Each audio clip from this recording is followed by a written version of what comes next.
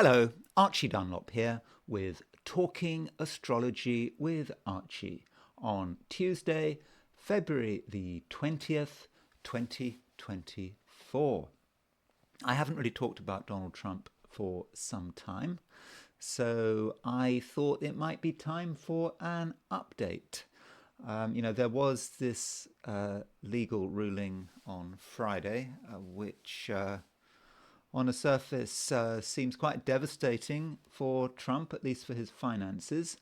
I don't pretend to fully understand what's going on. I think a lot of people in America don't really understand what's going on because there are just so many legal cases regarding Trump, some civil, some criminal. It's just difficult. It's just difficult to work out what's going on. But correct me if I'm wrong. But as I understand it, in New York, the allegation was that Trump was applying for loans. I'm not quite sure when. I think some time ago, years ago, I think. Um, and he was overstating the value of his assets, which counts as fraud. So, in a civil fraud case, I think he was had to pay, I think it's something like, what is it, $355 million plus interest. And this is all the spare cash he's got. It's more from the spare cash he's got. Um, I suppose, you might think, well, who's the victim? Well, I think, as I understand it, it's like if you're if you're if you're not a safe bet from a lender's point of view, you have to pay more interest. I think I got that right. So, given the state of his finances, maybe he should have been charged more interest, and so maybe that was how he benefited from his fraud. It wasn't just about getting the loans; it was about getting a lower rate of interest. But I'm not sure about the precise details. As I said, I don't think everyone in America is. But we get the general picture. Trump has to deal with loads and loads of legal cases, and of course, some people think that these cases are politically motivated. It's in New York. The New York Attorney General, is it Letitia James? She's a Democrat. Might be a good idea to look at her horoscope while we're at it. And I suppose in America, it's common for judges and obviously always attorney generals to have political affiliations, and that doesn't help, even if a case is has good grounds. So there's always going to be this perception that these cases are politically motivated, especially as Donald Trump is almost certainly going to be running for the White House in November. So what I want to do is I want to look at the astrology of what is going on for Trump at the moment, and I want to start to look at the process where I am trying to work out who is going to win in November. Now, I'm not going to tell you. I'm not going to give you an answer to that. I'm almost thinking that I don't want to make any predictions. I just find this. I find this difficult, and I think part of the problem with making political predictions, particularly something as contentious as this Trump-Biden thing, is that one has to worry about one's own prejudices, and we all have prejudices. Everyone has political prejudices. What are my own political prejudices? Well, the environment is very important to me. And I know that the Democrats are not great in terms of the environment, but Trump is a complete vandal when it comes to the environment. I really do believe that, and I mean, okay, the Supreme Court is full of has been swung by his appointees. So there have been some recent Supreme Court decisions which have been really really bad for wetlands and so forth. So from an environmental perspective, what you certainly wouldn't want Trump to win.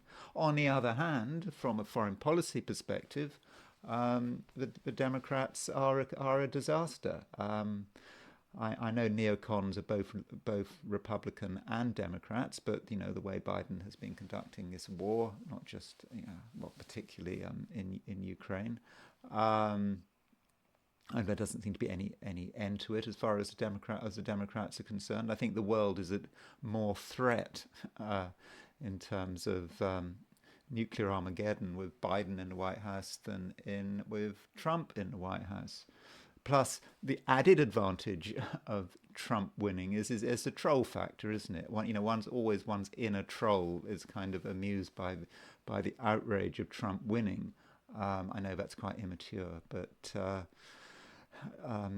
so my own prejudices are conflicted here. But I just want to remind you that I do have my prejudices, and there's always a danger that my prejudices will sort of influence my views on the outcome of the election. But what I want to do in this video is I just want to look at the way my mind is thinking and the way I'm trying to engage with the astrology to work out who might win. I should also point out that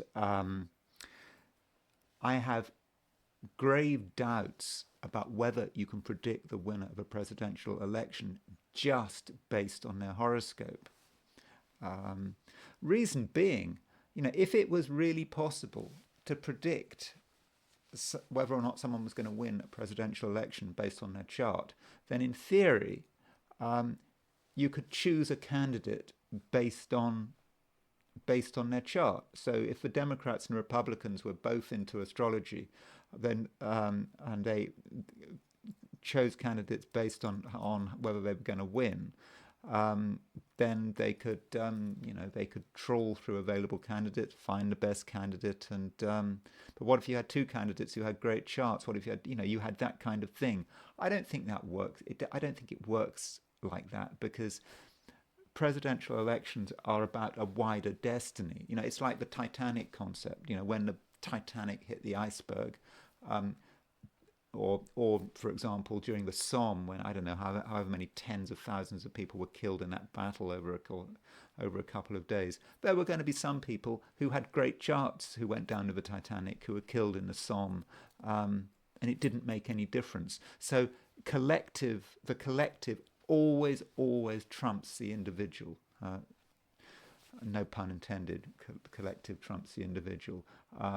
So whether or not Trump wins is not about Trump's horoscope. Ultimately, it's about where things are going collectively, and I'm going to try to consider that with reference to the Jupiter-Saturn cycle. But before I do that, I want to look at the astrology and the I Ching for today, which is Tuesday, February the 20th, 2024. So this is a chart, top right. That is Trump's picture. I know some people don't actually watch these videos the moment they see Trump's face there, so I probably should have chosen a better picture of Trump, or perhaps not even put a picture of Trump there at all. But anyway, too late to change it. Today, the moon continues moving through Cancer. You can see the moon at noon in New York is at 1929 Cancer. So wherever you are today, the moon is going to be in Cancer. There's no questions about sign change. So it's going to be, another day where we're going to be fairly sensitive. We also have to bear in mind there's a lot of planets in Aquarius still. Got Venus in Aquarius, Mars in Aquarius, Mercury in Aquarius, Pluto in Aquarius. But it's going to be a day of nurturing, of sensitivity. When we are perhaps going to be more emotional than usual. Some of us might be more defensive than usual. I mean, Cancer is quite a defensive sign. I don't necessarily mean that in a bad sense. Cancer understands the importance of boundaries. And The sun is in Pisces, because, early yesterday, depending on your time zone, you had both the moon and the sun changing sign. Sun going into Pisces, moon going into Cancer. So it did create an environment which is, a lot more emotional than what we'd been used to at the end of last week. And this really runs through into today, into Tuesday. We do have more flexibility, particularly emotional flexibility. When the atmosphere changes, we can change, with both the moon and the sun in water signs. And in a general sense, it is fortunate having the sun and the moon in the same element. Although the sun and the moon are not making an exact aspect to each other, that happened yesterday, there is still a trine feeling, an 120-degree feel to the relationship between the sun and the moon. And I think that does, in general, create a certain amount of harmony. But one should point out that the sun is making a semi-sextile to Pluto. So semi-sextile is 30 degrees. It's a 30-degree aspect. The semi-sextile aspect is sometimes regarded as a favourable aspect. I would disagree on that, because you're dealing with two signs that are next to each other and therefore are very different. Sun in Pisces, sextile Pluto in Aquarius. We might want to let go, Sun in Pisces. We might want to sort of relax and sort of perhaps be more emotional, be more sensitive, not have to worry about things. But we still have to worry about Pluto. Pluto's there because of this semi-sextile. We're actually 30 degrees away from Pluto. There's something still bothering us. There's some issue that we can't quite forget about, that prevents us from letting go.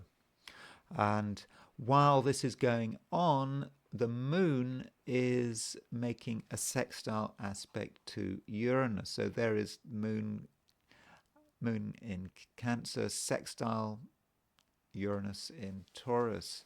I mean, it's quite a gentle aspect between the moon and Uranus. I mean, moon square Uranus can be quite dynamic, can be quite stubborn, can be quite explosive, but a sextile, it's about sort of gently creating a revolution, and a very small revolution at that, just changing something, and it may not be particularly apparent,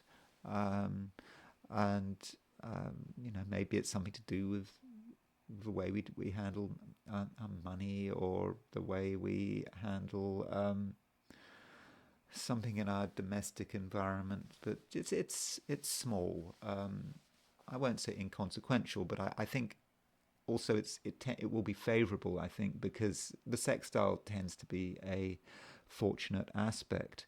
And really, that's all there is that's going on today. So the two main aspects, Sun's semi-sextile Pluto, Moon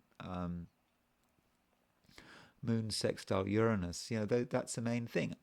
I suppose I should also point out that the Moon is square Chiron. So Moon square Chiron, there may be a challenge there, perhaps to maybe break outside of our comfort zone to help someone. That's one possibility. Or we may feel emotionally perhaps a certain sense of injustice. But I don't want to make a big thing about it, because Chiron is a comet, it's a minor planet, it's very small, and I don't think it's something small. And while I think Chiron can be important, I'm not convinced in this situation that it is going to be particularly important. Though I suppose the Moon does square the North and South nodes. So we have some of our feelings about the people around us, our network of friends, contacts, and whatever, may be a little discordant. Certain people may sort of put us off, and we may not want to be in touch with them. But maybe we have to be in touch with them. But it is quite minor. As far as midpoints are concerned, you can see that the Sun is making a conjunction to the Mercury-Saturn midpoint. Sun on a Mercury-Saturn midpoint, it may indicate that it may be time to say goodbye to something.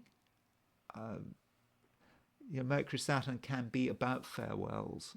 So, because so perhaps something or someone is moving out of your life, and you have to say goodbye. Maybe they're going to come back, but to look at sort of opportunities for saying goodbye. Goodbyes might be sad, but they might be a way also to move forward. I mean, it makes sense for Mercury and Saturn to be about farewells, because Mercury is about how we communicate, but Saturn is about breaking something off. That might be that might be something to consider. But I must emphasize there's not a great deal going on today. One final thing I suppose I should point out is that Venus and Mars are getting closer and closer together. Venus and Mars, as you can see at noon in New York today, Venus is at 5 Aquarius, Mars is at 5:44 Aquarius. They're getting really close. And that can have several manifestations. Firstly, this Venus-Mars conjunction is moving to the opposition of the January the 25th full moon. So there was a full moon at 5 Leo. So we've got Venus and Mars opposition that full moon. So that process that started with the full moon on January the 25th may be coming into action. So I think that may actually be the main thing happening today, and it's also happening tomorrow. But now Mars is really close to the opposition of that full moon. It'll affect some people more differently than it will affect some people more than others. I mean, for example, Volodymyr Zelensky, the president of Ukraine, he has a birthday on January the 25th. He has a Sun-Venus conjunction at 5 Aquarius, so that Venus-Mars conjunction is rolling over his Sun, and of course, so that picks up the full moon he had on his birthday.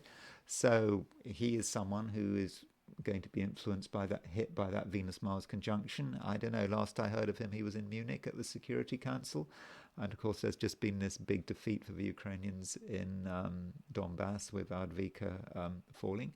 That suburb of Donbass, which the Russians have been battering against for years.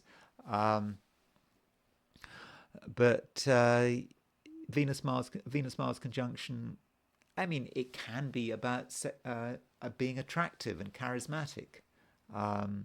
So some of us, may be able to really show the world how charismatic we are over the next couple of days. And it can be about sexual attraction, because Venus and Mars are the planets of, respectively, female and male sexuality. But we shouldn't forget that Venus is conjunct Mars. Mars is the lesser malefic. Venus is the lesser benefic. So the Venus-Mars conjunction is good for Mars, bad for Venus. We may find that our attempts to relate to people over the next couple of days are not always easy, because there is some aggression. It just can't be helped. On the other hand, Mars benefits from Venus. So I suppose acts of assertiveness and aggression may be successful with Venus conjunct Mars. Um, I mean, by that I don't mean anything violent. Sometimes we have to initiate aggressive action. Sending a legal letter or telling someone we don't like how they're behaving, or that something like that. So yes, so do bear in mind that Venus-Mars conjunction. But specifically for today, there's not a huge amount happening, and certainly yesterday was a lot busier. Now, leading on from that overall picture of today's astrology, I want to look at the 12 signs. So these are my forecasts for the 12 signs for Tuesday, February the 20th, 2024. Aries. On the surface, Aries, you seem to be quite a sort of low-profile person, certainly low profile for an Aries. I think Aries, your immediate inclination is probably to keep yourself to yourself. That might be like what you would like to do. But that could be tough. There are things going on which you have to pay attention to. Firstly, there is a network of people who know you exist, and you have to, at some level, interact with them. In fact, you can benefit from interacting with them. And in terms of what you're supposed to be doing, I think, Aries, there is someone out there who may need your help. Now, that doesn't mean to say you have to spend all day helping them out, but at the moment, we've had this conjunction between the North Node and Chiron, which is sort of ongoing. This has been affecting you, Aries, or it should have been affecting you. And I think that if you'd been handling it correctly, you would be sort of tuning into your ability to help people out, to in some way be a bit of a healer. And so maybe there's a bit of a challenge there for you, Aries. And while this is going on, Venus is moving increasingly close to Mars, your ruling planet. Now, this conjunction between Venus and Mars is not exact today.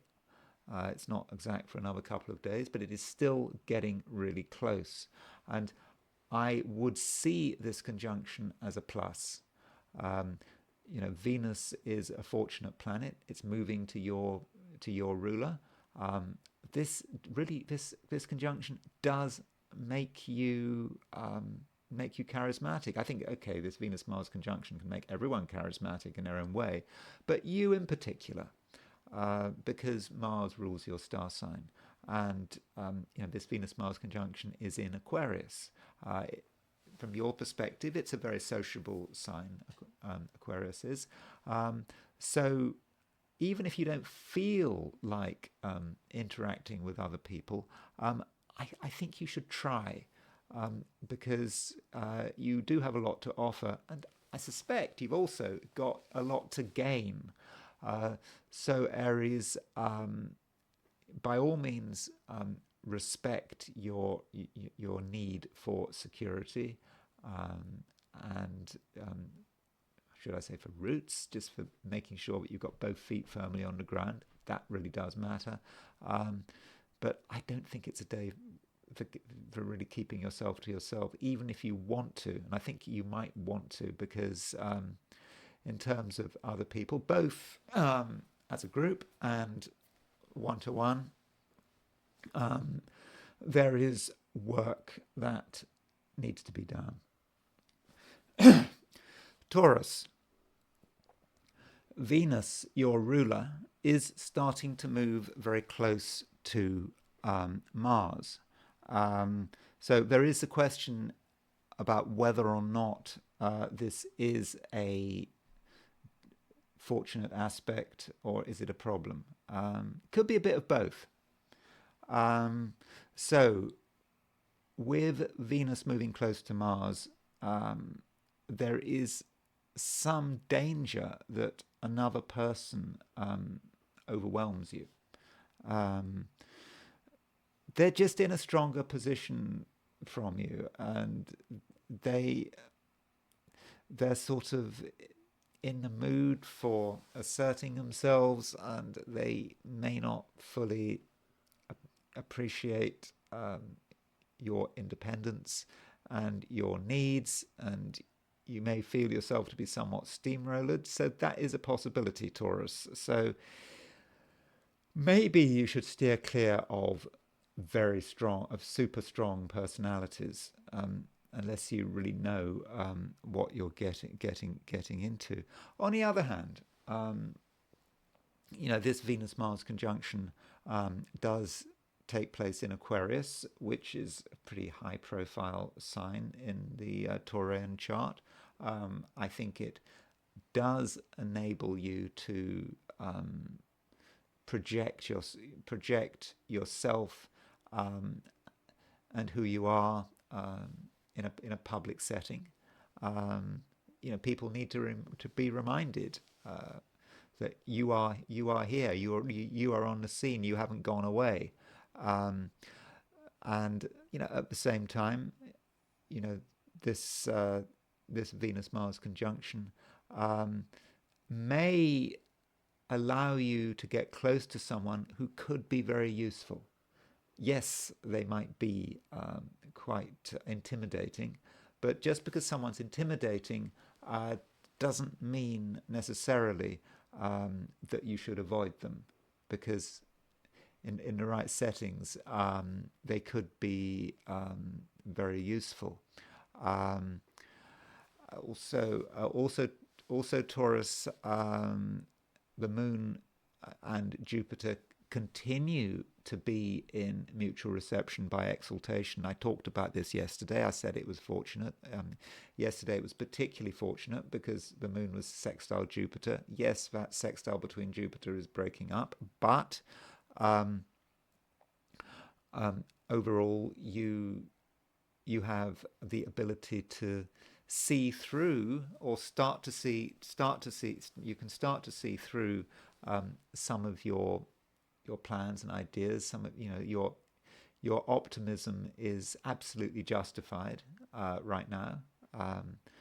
That quiet optimism that things are going to work out, and if you actually make the effort to go to different places, talk to different people, get some feedback about your ideas, tell them what's on your mind, and you listen to the feedback. And I think that feedback is going to remind you, Taurus, that really you're on the right track. So overall, I think it's a useful day. Just be careful when dealing with people one-to-one.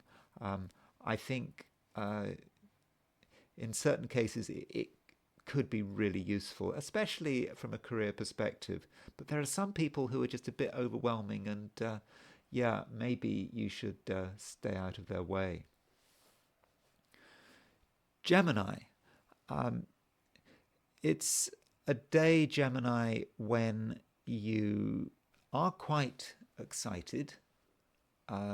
You feel that sort of something is in the air. You're not quite sure what it is, but you're wondering, how you can express this. How can you actually realize your excitement? Now, it may not be easy, and just because you're excited about something doesn't mean you should tell the world about it. In fact, it might not be a good idea to tell the world about it. And that can be a Gemini trait. You get an idea, and soon after having the idea, you want to talk about it, and then you talk about it, and then you perhaps get some negative feedback, and you're very disappointed and whatever. Maybe you should be working on your idea for a little bit longer. Don't feel that you have to express it, right away. Just sit on it. Especially if the idea is sort of connected with money, or some way of improving your financial situation. There is this moon sextile Uranus,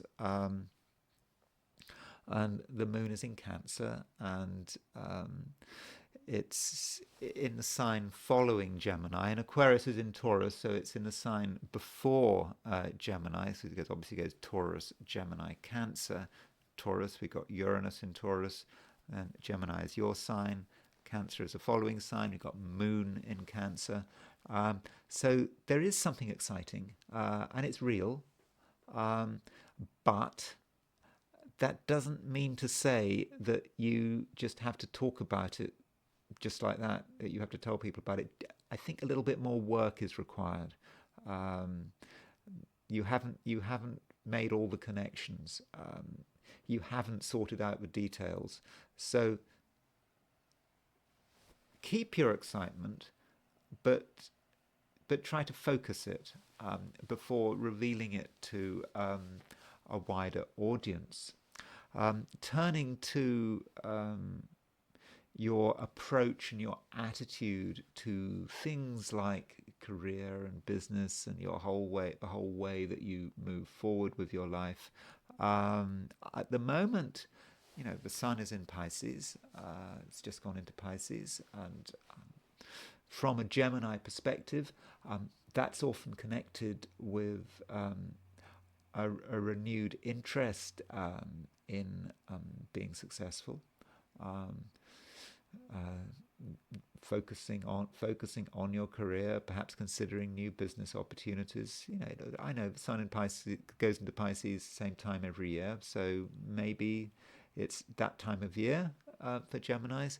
But you are feeling a bit conflicted, because you're wondering, yes, you kind of have a feeling about what you should be doing and where you should be going, but at the same time, today in particular, you might be aware of something else. Something else occurs to you, and it's nagging. It's nagging at you. It's kind of saying, "Are you really doing the right thing? Is what you're doing about to be out of date? Is what you're doing, does it align with the society and world not just in which we're living in now, but which we're going to live in the future?" Now, Gemini, I'm not suggesting that you panic. I'm not even suggesting that you change anything. But what you're hearing, Gemini, if you're hearing anything, you're hearing a little voice from the future, and that little voice from the future is on your side, and so keep doing what you're doing. But do be aware that sooner or later, circumstances are going to change. And it may be in 5 years' time, it might be in 10 years' time, but you're being told, you're being given a voice from the future. I don't know. I mean, I'm not talking about a Terminator situation, by the way, but rather, this metal robot from the future coming back to see you and tell you something. No, I'm not talking about that. But it's just you're getting a hint about the way things are going to turn out, and think about that, because that actually could give you an advantage. Work on it, and that goes back to what I was saying, at the beginning of his piece on Gemini. The fact that you have a sense of excitability. Let this voice from the future feed into your excitability. let that be part of your plans. And then, I think, you're going to be in a position to really, uh, y- to really make the most of what's going to happen and to be prepared for future challenges. Cancer. The moon continues moving through your star sign. Now, Cancer has made its big aspects yesterday. It's moving away from a sextile of Jupiter. It's moving away from a sextile from a trine with the Sun. So perhaps in some respects the big events have happened, the big realizations have happened. But the moon is making a sextile with Uranus. And also, I should say that the moon continues to be in mutual reception by exaltation with Jupiter. So, overall, that's great. You're luckier than average. Make the most of it. Take advantage of whatever opportunities come your way. But with the moon making a sextile to Jupiter, you should not have completely fixed plans, because something might come up, probably something which is completely fortunate, which makes you think you should be changing your plans. Changing plans at short notice. Again, not because anything dramatic in a bad way has come up, but something of the nature of an opportunity comes up. Maybe connected with what your friends are saying. You might know someone, you might have an acquaintance who tells you something or comes up with an idea, and you have to act on this idea immediately. Or the idea might not come from anyone, it might just come from yourself, and it just suddenly hits you that this is what you want to do. And it's probably something that is not going to wait, can't wait. By tomorrow it'll be too late. So Cancer, I think it's just important that you do have the capacity to change your plans at short notice. As far as your work is concerned, the moon does make a square aspect to a North Node Chiron conjunction. Now that North Node Chiron conjunction is in Aries. That conjunction is pretty close still. It's only midday New York time. It was only 9 arc minutes apart. So there could be something that needs to be done in your working life, which may relate to, it could relate to someone, or someone needs your assistance. That's quite possible. So if someone is puzzled, upset, doesn't know what to do, you are just the person to sort it out.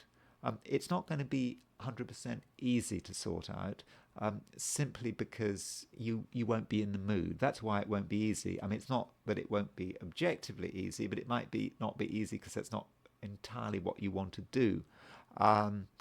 Also, it's possible that you may start to realize at work that something is not being done right, and that people have been trying to work something out, do something using an outdated approach or using the wrong approach, and you have to come in and make perhaps a fairly radical suggestion.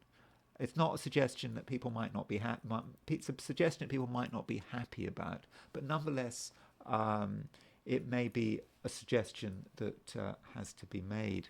Finishing up with relationships, the moon, the moon is in Cancer, the sun is in Pisces. In other words, the sun and the moon are in harmonious signs, and that that on its own does facilitate relationships. There is a sense of harmony. There's a sense that, you know, the masculine and the feminine energies are at sort of one with each other. And so I think, you know, relationships should be relatively easy. Probably not very spectacular, but there's just a general ease. I don't really see any problems there. And you know, the moon is now separating from a trine to Saturn, but still, you know, Saturn in the Cancer chart is the ruler of your opposite sign of Capricorn. But Saturn is in Pisces, the moon is in Cancer. There's a generally favourable relationship between the moon and Saturn.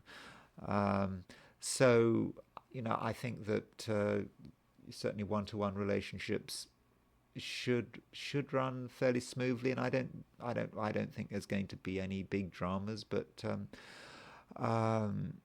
overall, things do look good. But just bear in mind that there may be a little bit of intensity creeping in, especially at the end of the day. Just slight intensity, just a little slight but growing intensity. I say that because, you know, I shouldn't forget that there is a Venus-Mars conjunction.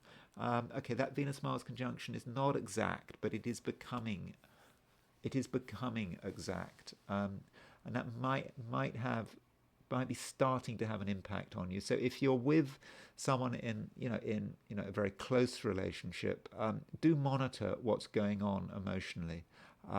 Things are changing, things are getting slightly complicated, and that actually might be quite a good thing, but it's not something that you need to take. You mustn't be light about it. You do need to take that seriously. Leo.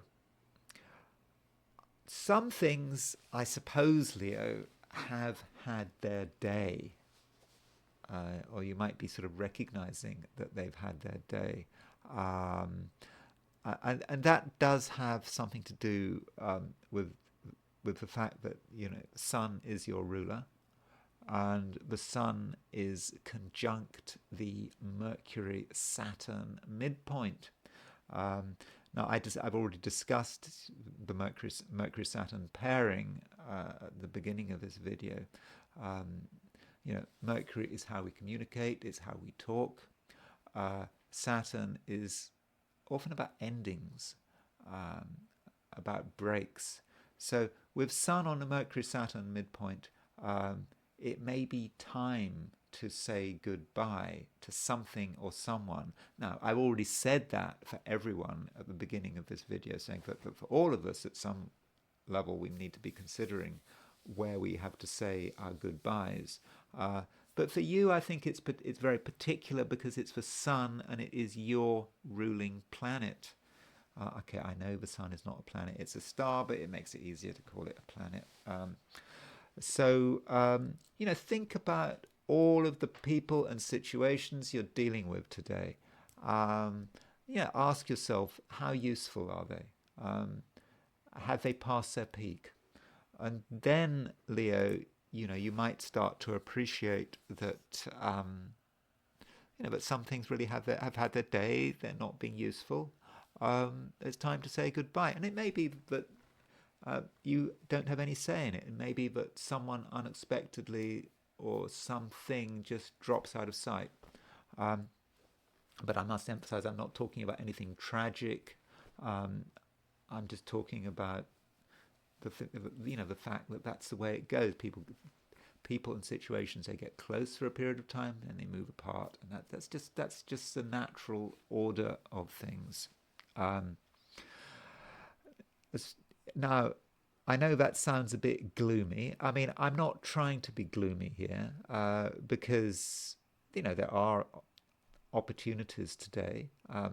There are ways in which you can use your powers in an effective way, and I think the way to effectively use your power today is, in many respects, is to work behind the scenes. Now, I understand that you're a Leo. The stereotypical Leo likes to get attention. Of course, that's not entirely true. It's a stereotype. But by acting behind the scenes, you will be putting yourself in, in a really good position. You will do your best work when you are not being seen, when you're not being heard. And I'm thinking particularly about your working life. Your working life is important to you.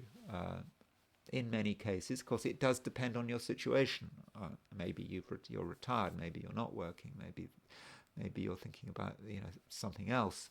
But for many Leos, their working life, or if not the working life, some way in which you are trying to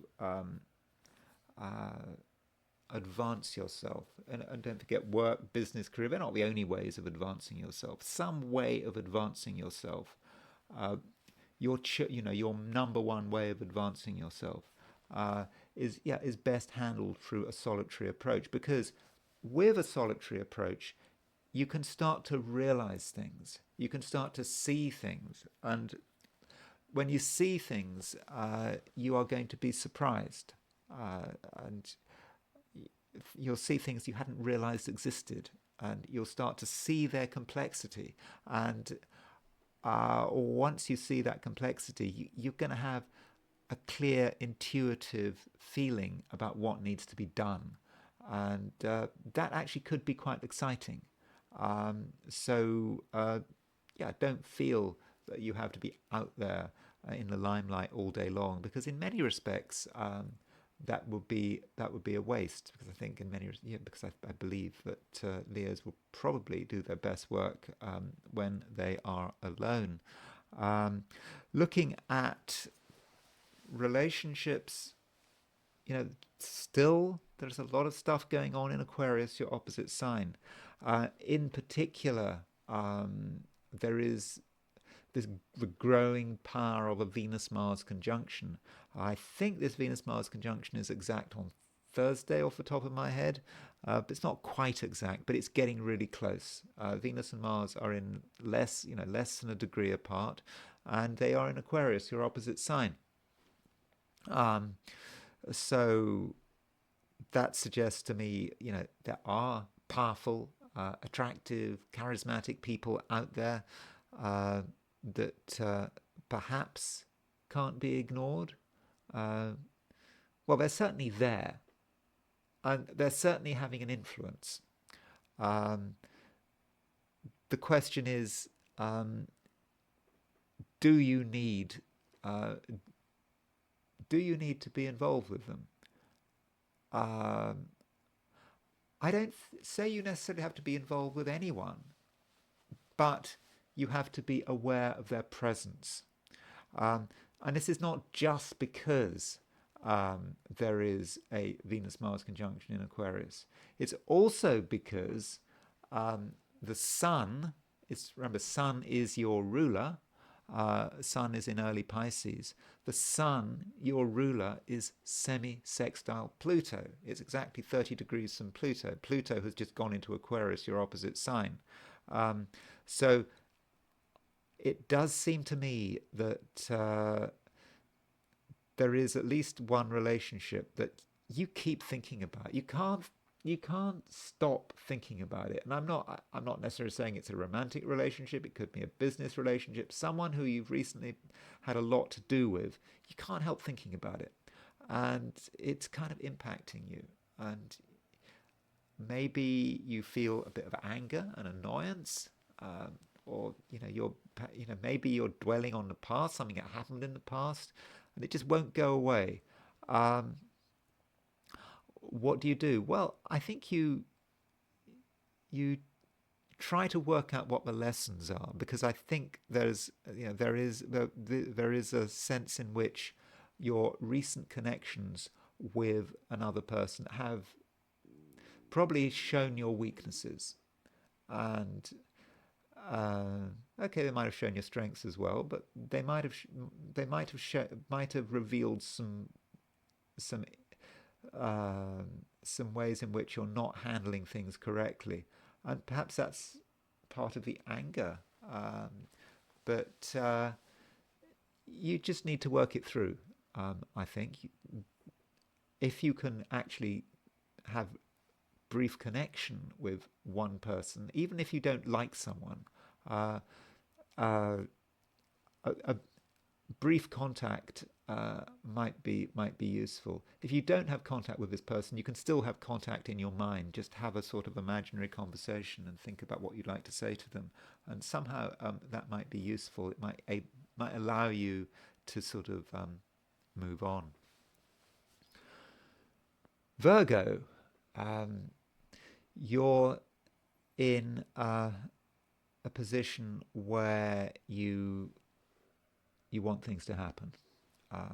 You feel that maybe something has to give, and you may be exaggerating that a bit.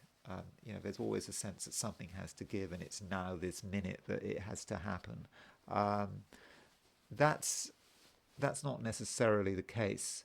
Um, so if you feel this sort of great urgency, um, you don't necessarily have to respond to it.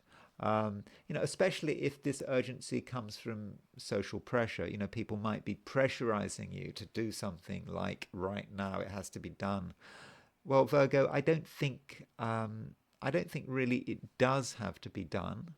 Um, though I think that you should certainly listen to what people are saying, and allow yourself to be excited by other people. I mean, after all, there is a sextile aspect between the moon and Uranus. Um, from your perspective, this sextile aspect between moon and Uranus is probably about uh, getting ideas from the outside world, ideas which you can use, ideas which, in the first instance, might be a bit puzzling, but ideas nonetheless which you should be working through, because I think they could be very helpful. Um, at the same time, there may be um, there may be one or two people who do annoy you. Um, because, recently, well, in fact, yesterday, the sun went into Pisces, which is, of course, your opposite sign. And so, your opposite sign is, um, uh, your opposite sign has a connection to relationships. And so the sun is in Pisces. And so yes, broadly speaking, Virgo, it's a time of year when you do have to consider other people. But the Sun is making a semi-sextile to Pluto, um, and this semi-sextile to Pluto may make you think that your interactions with other people, particularly when you have to deal with them face to face, may feel disturbing. Disturbing because they threaten to sort of break up your order. I mean, you have a way that you want things to be done, um, and if you have to spend a lot of time with another person, you might find yourself having to rethink things and having to sort of make changes, making changes to your plans, maybe even making changes to your physical environment, and that is not something that you're going to appreciate. Uh, but just because you don't appreciate it doesn't mean that it's not valid. Um, I think the reality is that, as soon as you interact with the world, as we all have to interact with the world, interaction brings change. That is absolutely inevitable. I mean, that's the way it goes. And of course, if we don't interact with the outside world, and if we close ourselves off, we're in a state of decay, and because we're not being supported anymore. So this interaction is healthy, but it does mean that you have to rethink some of your plans, schedules, that kind of thing, and it's not something you're going to take kindly to. Now, as far as relationships are concerned, I mean, in one sense, there are some nice people around. You know, the moon is moving through Cancer. From a Virgo perspective, this is a very sociable place, Cancer, and the moon is in mutual reception by exaltation with Jupiter. Jupiter is ruler of Pisces, your opposite sign. So this mutual reception by exaltation between the moon and Jupiter should really help you get on with people. Nonetheless, if you get close to any one particular person, you may find that they're holding something back. It may feel that they're not being totally open with you. I don't think it's because they're being consciously deceptive or anything like that. Rather, they just want to hold stuff back, and they're not fully being themselves, and that might be puzzling. And I think what you have to do, Virgo, is just accept that that's the way it is for the moment. So, in a general sense, relationships should be okay. You'll get on with people, but if you try to focus on one particular person, you may start to be aware that something isn't entirely free flowing, and I think it's just a question of perhaps waiting it out. I don't think that it's really a major issue. So really, that's it, Virgo. I'm not as negative as I might have just sounded. I think it can be things are working. Take advantage of other people and be prepared to be challenged by other people. You may have to change some of your plans and routines. It might be annoying, but I think overall it will be for the best. Libra, you're feeling a need to be seen and heard.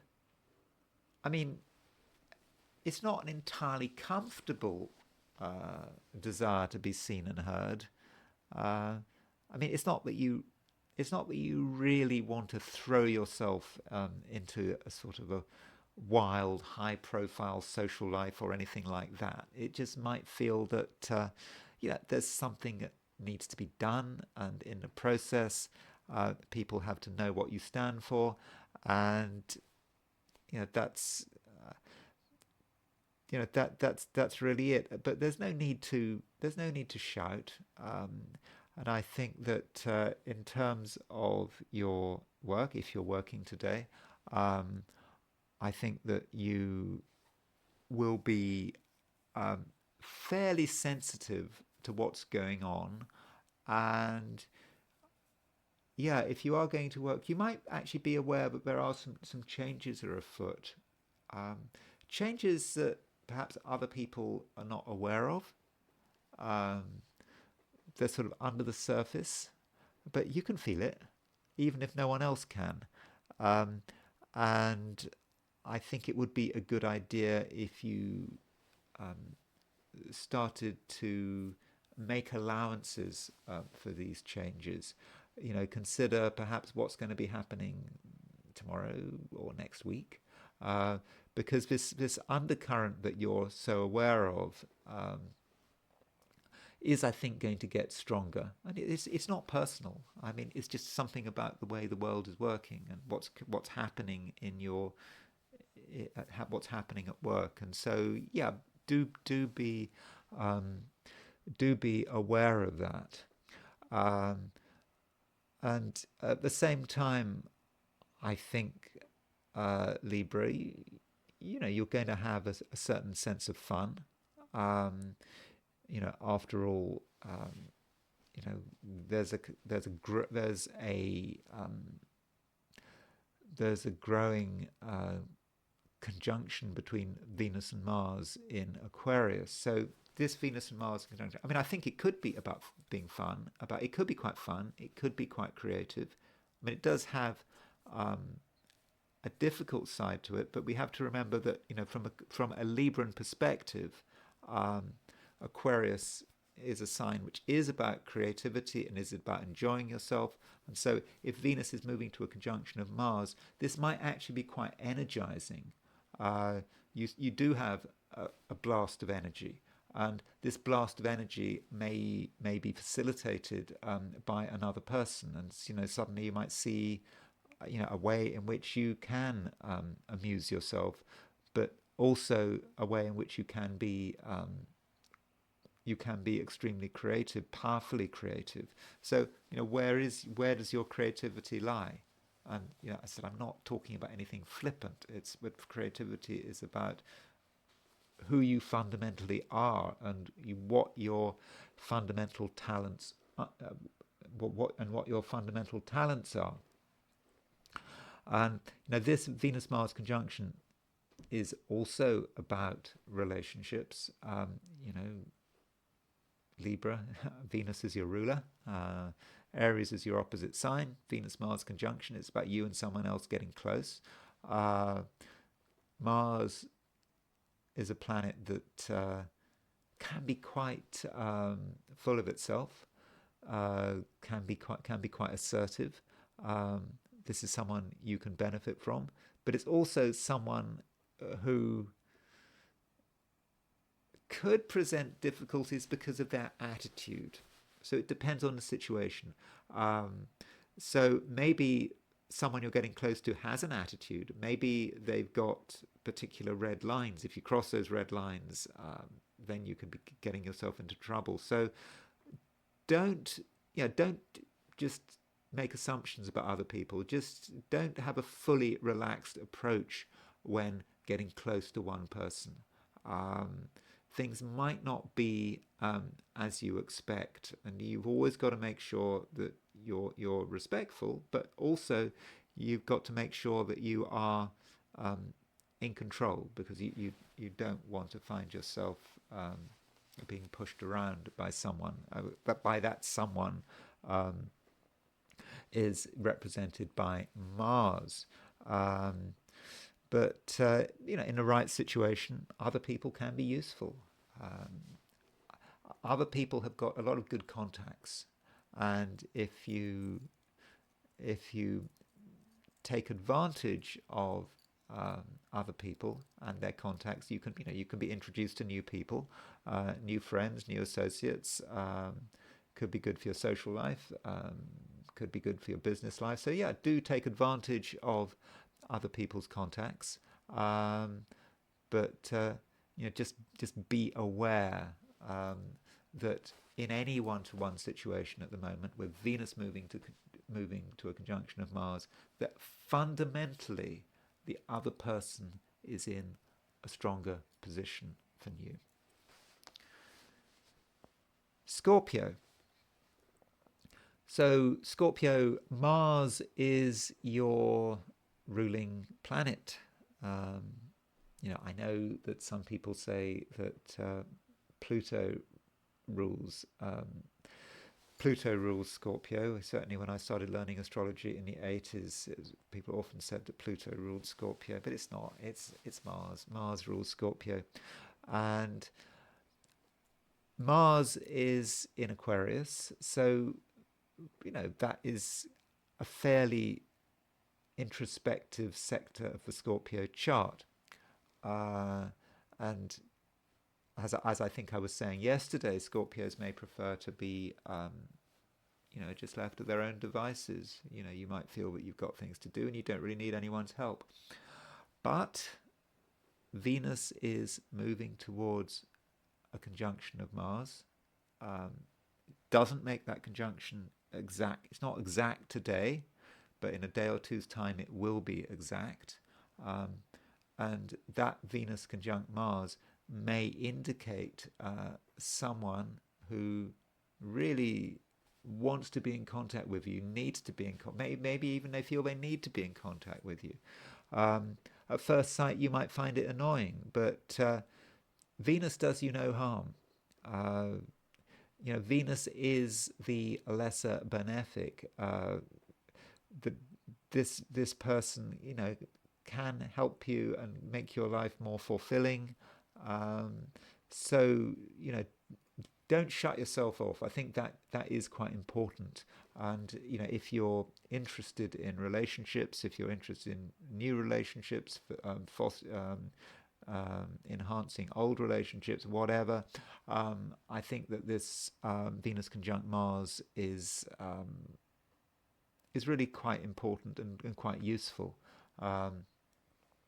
And perhaps what you need to do if you want to sort of improve relationships, then you have to make sure the environment is correct and that you have the right attitude. So I do think that is important. At the same time, Scorpio, it really does matter that you are open-minded at the moment. Scorpios do have a certain reputation for being set in their ways. After all, Scorpio is a fixed sign. But today things are coming up which may be gently challenging. You're being gently challenged to have another look at the way you are running your life, the way you're planning your life, and as well as your philosophies and your ideas and your beliefs. So today, something might happen that you weren't expecting. Nothing traumatic, but still something unexpected. And it might happen, and ideally, you will make some changes as a result of this. And going back to relationships and other people, you have to let people say their piece. You have to let people say what's on their mind. You have to even let yourself get involved in a discussion, because that discussion might be quite revealing, especially if you find yourself disagreeing with someone. Because if you do disagree with someone, especially over something about whether it's religion or politics or whatever, that indicates that something's going on. And, it's not just about you holding to what you believe in. It's about considering another view, and being prepared to change that view.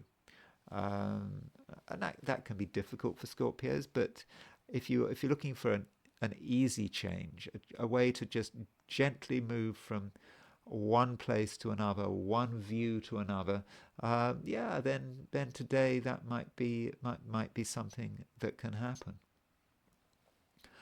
Sagittarius,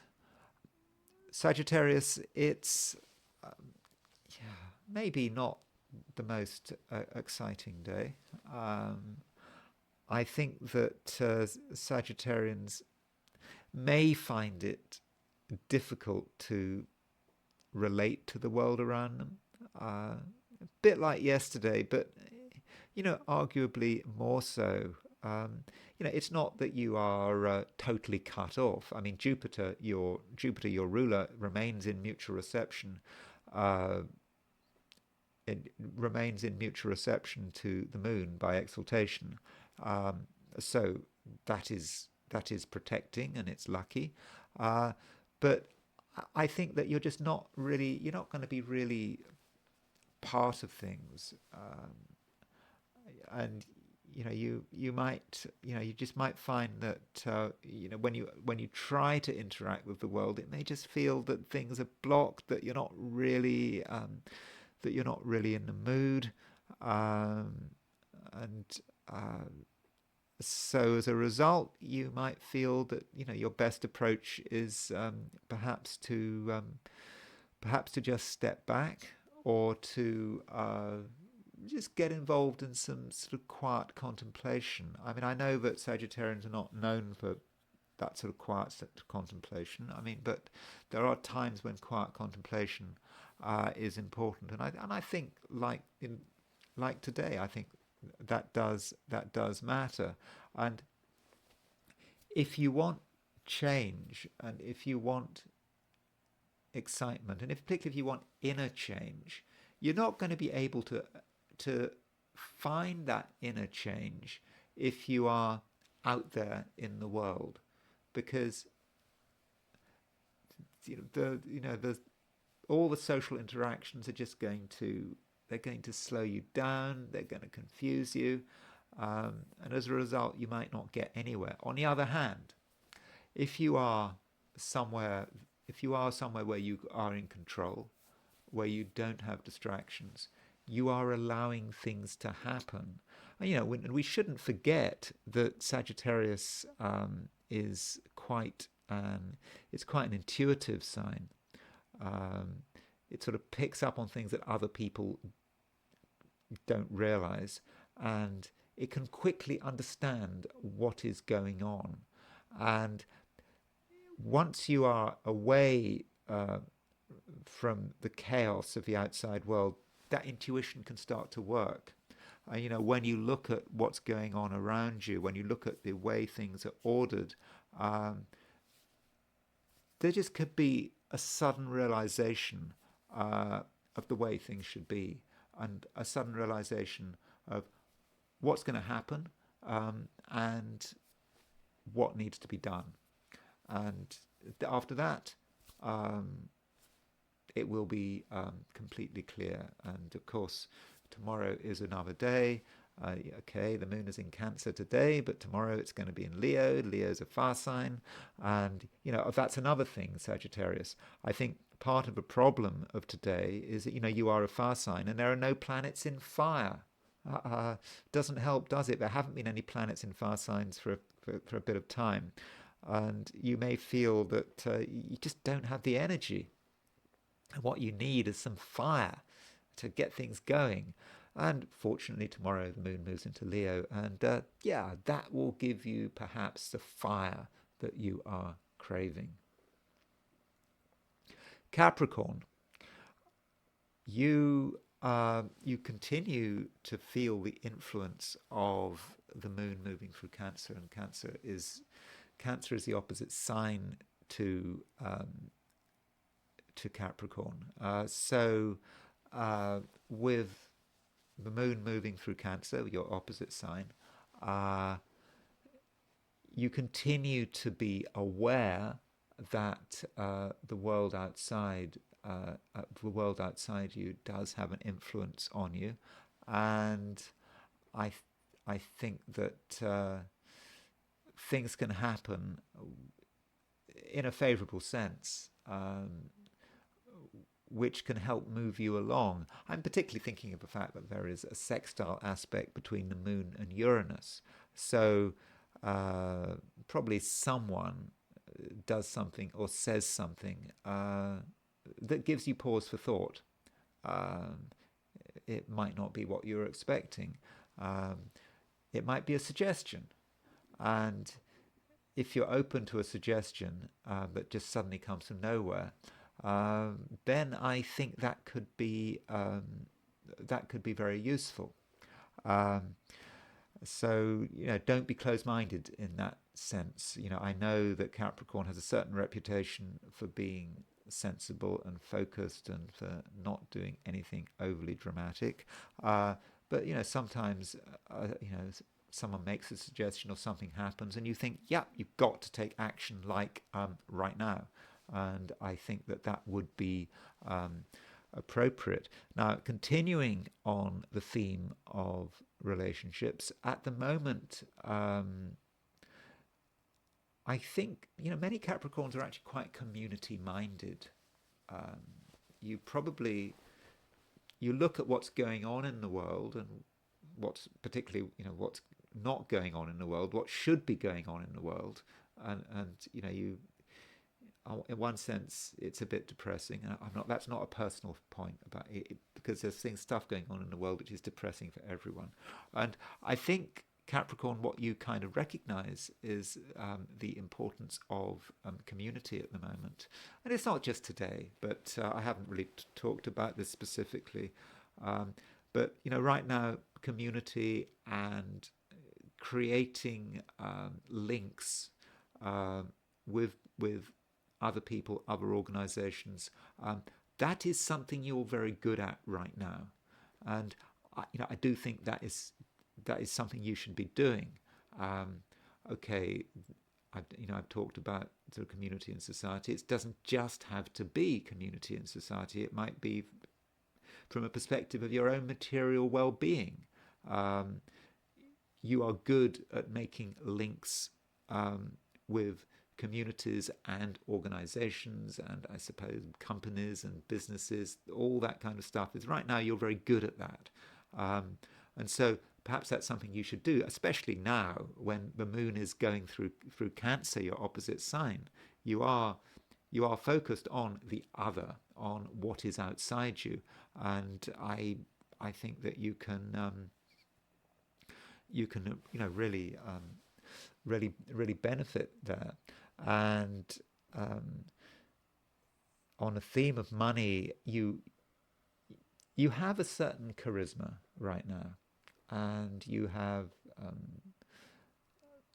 a basic appeal, and it does seem that what you're saying makes sense. And because of that, when you're talking about money, to people, to organizations, you are very persuasive. And I think you're helped by the fact that you can look at things from another person's point of view. That's another advantage of the moon being in Cancer. You can look at things from an alternative perspective, and I think that that makes you someone who can get results. And it's because you're trustworthy and you give the impression of being reasonable, and because of all that, I think there's a lot you can achieve today. But it's just important to focus on the outside world. Obviously, if you just stay in one place and ignore the outside world and have your phone on airplane mode, then probably not much is going to happen. But Capricorn, I think you are in a position where you are going to be able to have a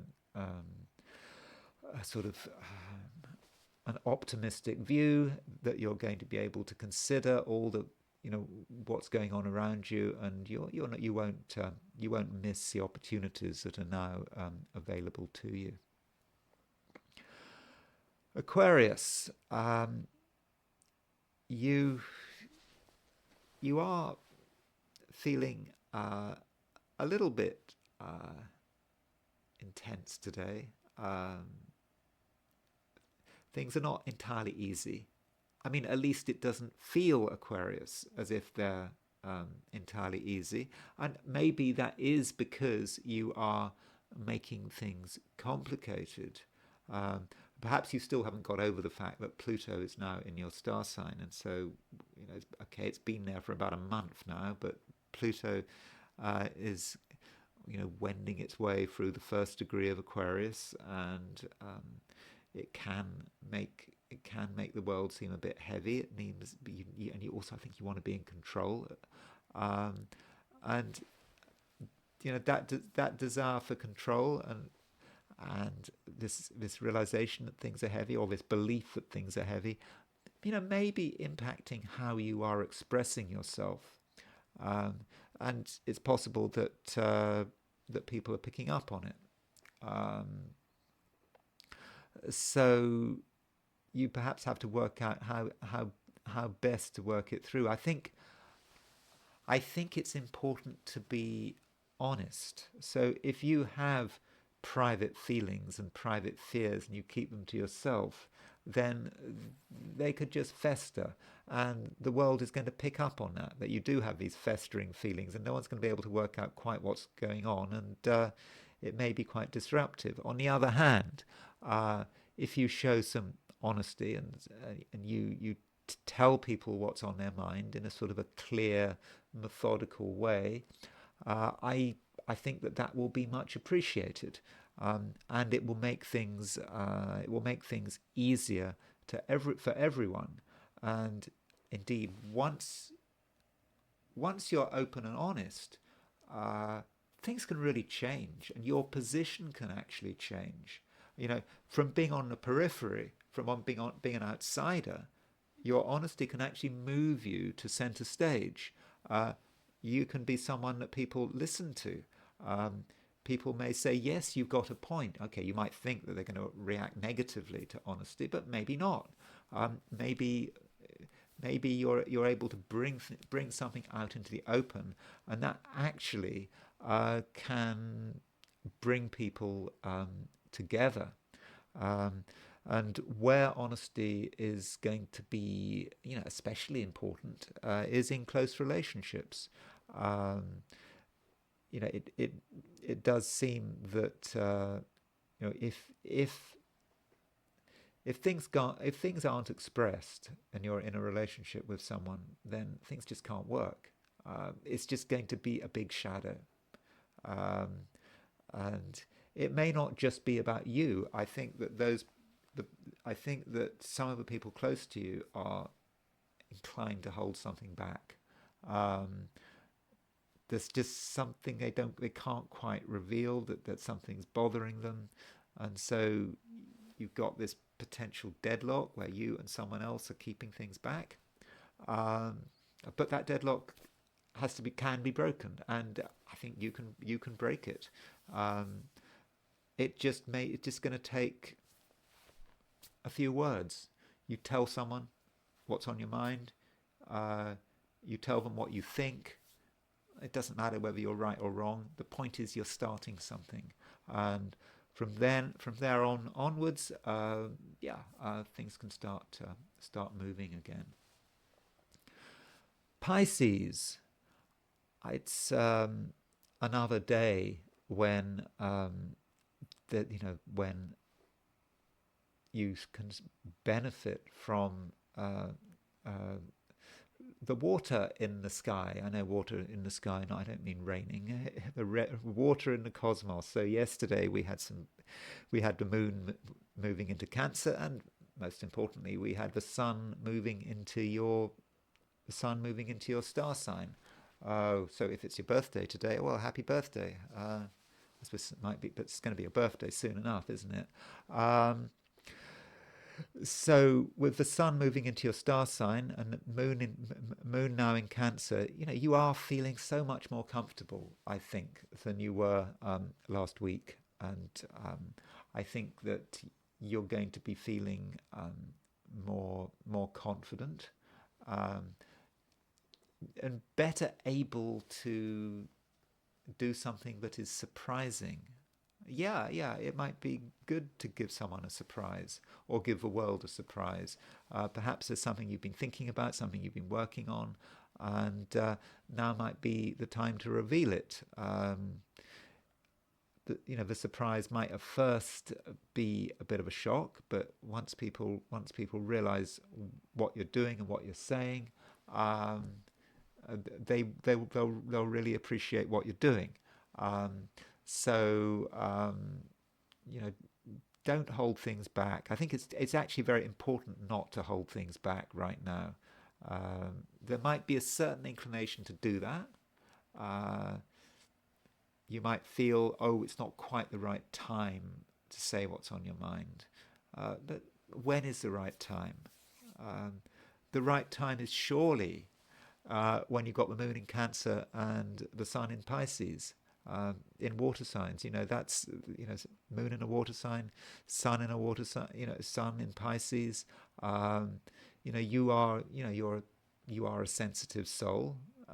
You feel what's going on. Um, and I think that your assessment of the situation today is going to be correct. Still, um, there is something that may be bothering you a bit, especially if you're an early Pisces, especially if it is your birthday today or your birthday was yesterday or tomorrow. But I mean, I think it covers all Pisceans, but especially the early Pisceans. Um, there may be some concern you have that is holding you back. You might be thinking, what happens if? Um, what happens if this were to happen? And what happens if this changes? Because the future is uncertain. And yes, it might be okay to do something now or say something now, but what about tomorrow? What about next week? Uh, so there is that nagging worry for some Pisceans. Um, so the question is, what do you do about it? Um, I think actually what's happening here, Pisces, is you are taking something that is not personal and you are making it personal. In other words, you're picking up on some global concern that has nothing to do with you personally, but you're picking up on it because you're sensitive, and you're making it personal, and you're making it part of your own personal life, and that is preventing you from really expressing the full you. And so once you recognize that, uh, you can you can work out how best to express yourself. And perhaps what you have to do is express the impersonal in a personal way. So, um, tell people about not just about yourself, but what's going on in the world, and perhaps how outside events, collective events, are going to be impacting them, um, and make it all part of the story and part of the narrative. And I think, people will completely understand because you will be talking about other people's fears as well. And once they understand that you understand, um, I think I think there'll be a great sense of harmony when we go, and you can get back to the harmony of, the sun in Pisces, a water sign, at the same time as the moon being in Cancer, another water sign, the harmonious trine relationship between the sun and the moon. So harmony is yours for the taking. Okay, so now, having looked at the astrology, looking at the day from an astrological perspective, I want to look at the day from the perspective of the I Ching. And so, as usual, I asked a question. I always have to say what the question I asked is. I know it sounds repetitive. If you look at my videos um, a lot, you'll notice that I always say the same thing, and it might sound a bit boring, but it's just a reminder that when I consult the I Ching, I have to ask a question. That's the way it works. I have to ask a question. So for today, what is Tuesday going to be like for those watching the I Ching segment of this video? And so the first hexagram I threw was hexagram 4, hexagram 4, youthful folly, which I got quite recently. Now, youthful folly is a problematic hexagram because it's really the I Ching saying, don't consult me. You've asked this before. You know the answer. Why are you asking me again? Don't waste my time. That's what the I Ching is saying. And that might apply to you as you are watching this now. Maybe in your mind you have a concern or something you want an answer for, but you already know the answer and you don't need it. And maybe you're wasting your time watching me now because it is youthful folly. So bear that in mind. On the other hand, what youthful folly is talking about is someone who is inexperienced, doesn't fully know what they're doing, is liable to make mistakes. But it's youthful folly. The folly of a youth is not the same as the folly of someone who is middle aged. The folly of someone who is middle aged or elderly is a folly that is deep rooted. I mean, this person has not learnt from their mistakes. Whereas youthful folly, well, you're just starting off. You've made a few mistakes because you don't understand the situation, and youthful folly can therefore be forgiven. And the fifth line of this is moving. So with the fifth line moving, that is the most fortunate line. In the I Ching, usually the fifth line is the most fortunate moving line. And so what this means is that we're in a situation where we don't really understand what's going on, but we're open about it. I think that we're not trying to hide our knowledge. We're not trying to pretend that we know what we're going on. We know what's going on. We don't know what's going on, and we're completely open to the fact that we don't know what's going on, and we're completely open to the fact that there are other people who understand the thing better than we do, and that is a fortunate approach because we're open about the fact that we don't know what's going on. Because we're open, if you like, about our own folly and inexperience. We receive favourable treatment. Our approach and our openness is accepted, and that it actually creates a situation where we can get help, whether it's advice, instruction, it might be help. So we don't have to worry about not knowing about something, and it's just being honest about it. Is really helping us out. So it's a question of knowing what we don't know. The real stupidity, the real danger is when we don't know what we don't know. When we don't know what we don't know, we're dangerous. But when we do know what we don't know, like now, I think the situation is much easier. And this hexagram, youthful folly, it does transition into a hexagram we have had quite recently. Hexagram 59, dispersion. It's been coming up quite a lot, this hexagram 59, dispersion. So we start off by being completely at sea because we don't know what's going on, and we don't know what's going on, and then things just get even more chaotic. Dispersion is a storm. It's about rain, and it's just the whole thing sort of degenerates into sort of chaos, maybe. Everything gets churned around. We don't know what's going on.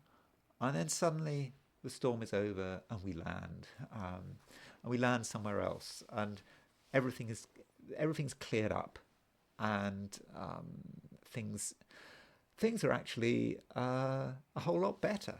And we start to see the way we start to understand things. So that youthful folly that what we started with, it does get resolved, and I think what we were working on gets resolved, and we do find ourselves in a different place, and a place where we are in a better position, and perhaps after all this chaos, we perhaps have the knowledge and the contacts we need to be able to make sense of this situation, which at the beginning caused us so many difficulties. Now I want to look at Trump. I'm a bit wary of looking at Trump. I haven't looked at him for some time, but things have been going on in Trump's life. He's had this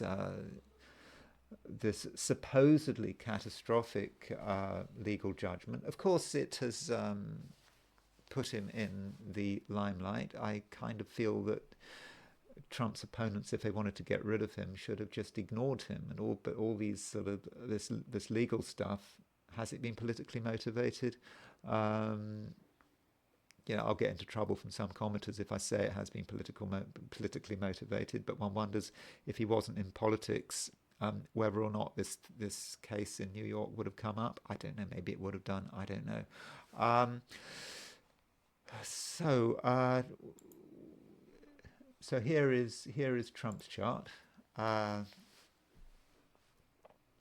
uh, we've we've seen this chart before, and yes, he has had this huge judgment against him. I think he suppose he has to pay $355 million.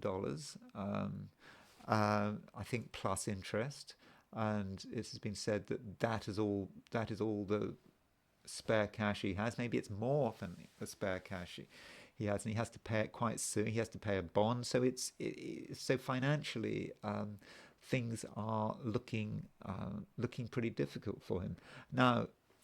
Without looking at his um, transits, I think this does have a bearing on the fact that Donald Trump does not have any Earth in his chart. Um, I think people forget this sometimes. He has absolutely no Earth. He has nothing in Taurus. He has nothing in Capricorn. He has nothing in Virgo. Um, and, having no Earth in your chart can work in different ways. Yesterday I was talking about Gonzalo Lira, for example, the blogger who was in Kharkov, in eastern Ukraine, doing doing vlogs which were anti-Ukrainian, pro-Russian, and chain smoking during his vlogs. I mean, this seemed to be reckless. I mean, I know he had family in Ukraine, but for him, that seemed to be reckless. Um, uh, a certain lack of earth there. Did he really understand what kind of risks he was taking? A lack of grounding there. So I did mention that. With Donald Trump and his lack of earth, there can be a compensation thing with the elements. So if you don't have any earth in your chart, you can be obsessed about earth. And certainly with Trump, there is this obsession with money. He talks about money, money, money. It's all about money. He's always concerned about money. It has been said that if Donald Trump had have taken the legacy that his father gave him, and just put it in a passive stock market tracker, he would be much richer than he is now. So it could be argued that he has been financially unsuccessful, money-wise. But it's like he was so concerned about money that he did things which damaged himself financially. And that is perhaps how the lack of earth works in Trump's chart. There are other ways in which the lack of earth works in his chart. I kind of get the feeling that Trump is completely out of touch with nature. It's all about development. He doesn't seem comfortable in nature. I know that Trump makes himself out to be a sort of a populist, but he can relate to ordinary Americans. But I'm wondering to what extent he can relate to ordinary Americans. What is being an ordinary American? An ordinary American is having your gun. I mean, the tragedy, not the tragedy. The stereotype of an ordinary American is having their pickup truck and their gun and their dog. 40% of Americans have dogs or something like that. And there's a lack of earth. There's a certain wanting to. He says he's a germaphobe.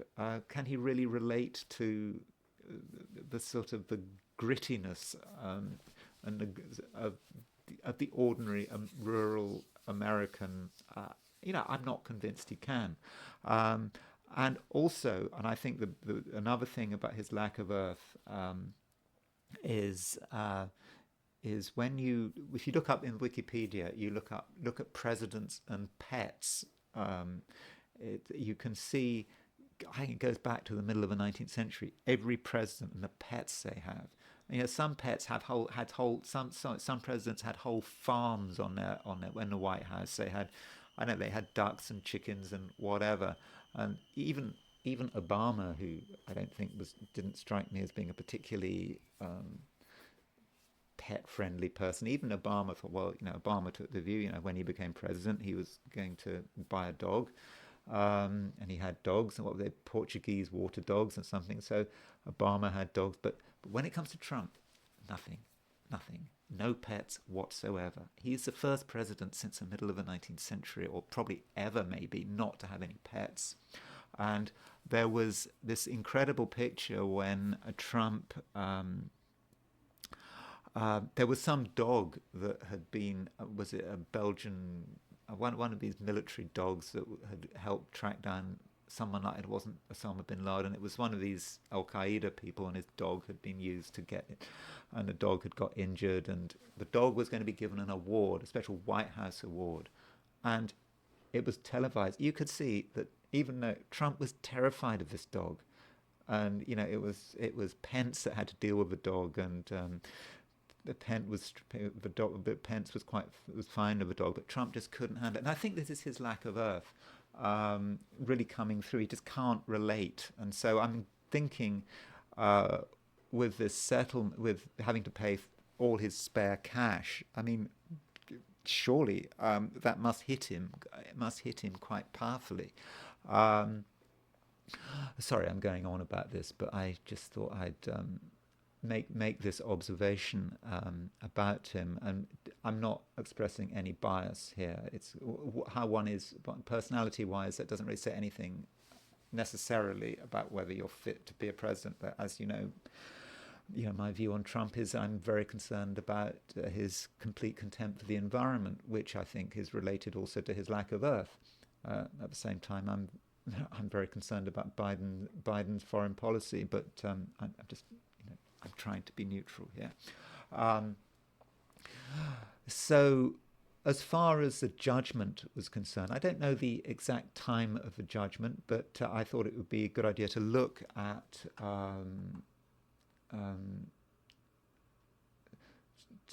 the ruling. I don't know the time. I've gone for 4 p.m., but I mean it was on Friday the 16th. I'm not saying that is exactly it. You can see that the moon had just gone into Gemini when the judgment was made.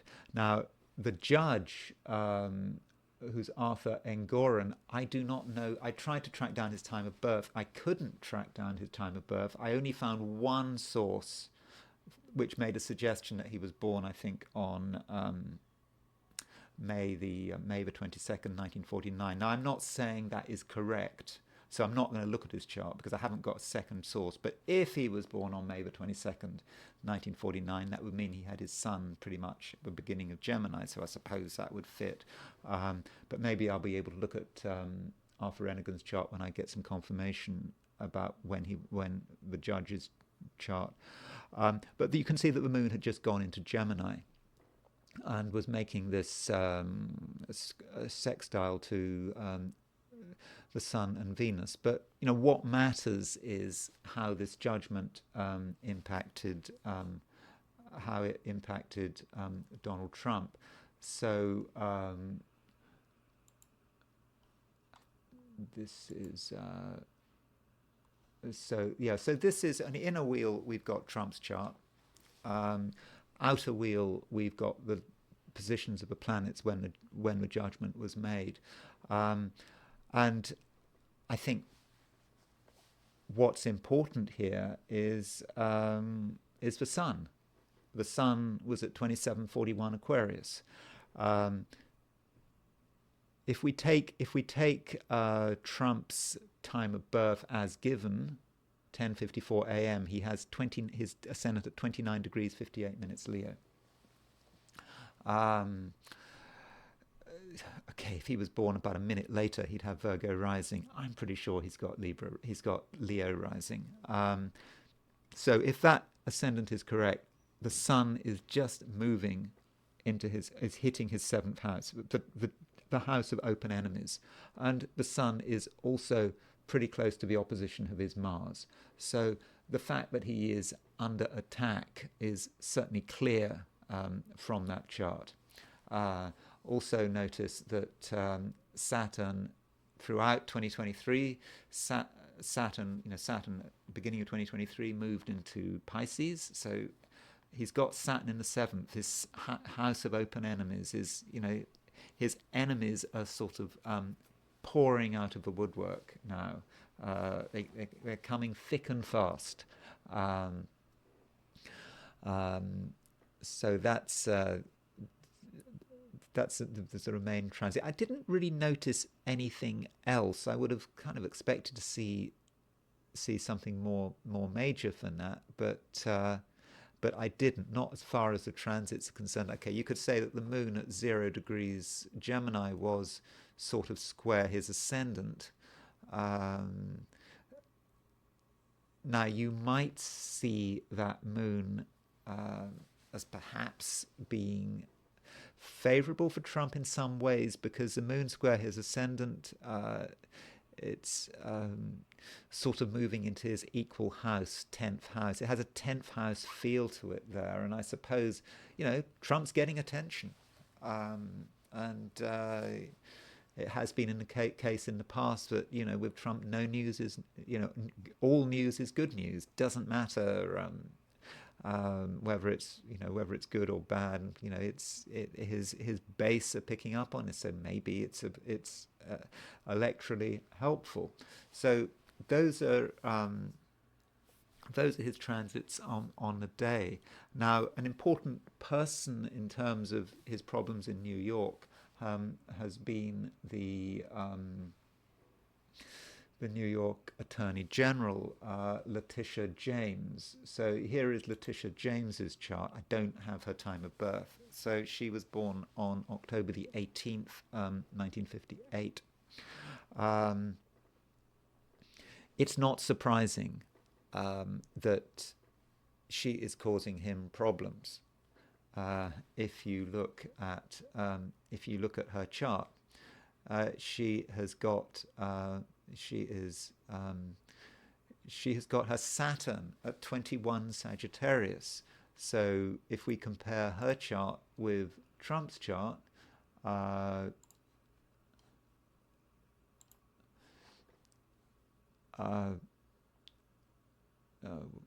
okay, so her chart. Okay, so there is Trump has Sun North Node conjunction in Gemini, and he's got the Moon at 21/12 Sagittarius. So there's Trump was born on a full moon, and so Letitia James's Saturn is pretty much exactly on Trump's moon and opposition his sun. So her Saturn is completely hitting Trump's full moon. That is clearly someone who can cause a lot of damage. And it's a reminder, when we're looking at synastry, we're comparing two charts, when we look at that Saturn connection, this is her capacity to cause damage. It's all fate, isn't it? I mean, she's the one, one mustn't think about her too much as an individual. She's the person who was someone born in 1958 with Saturn in Sagittarius is the one that's going to cause Trump so many problems. Now, one other thing I should say about the ruling, which there were not so many things going on, but the position of Saturn, you can see that Saturn was in the seventh house. It was moving through Trump's seventh house when his ruling came out. In fact, Saturn was at 8 degrees 19 minutes Pisces. That means that Saturn is moving towards a sesquiquadrate with Trump's natal Saturn. So you can see that they're exactly 135, getting on to the 135 degree aspect. So it's less than half a degree apart, and that aspect is going to become exact soon.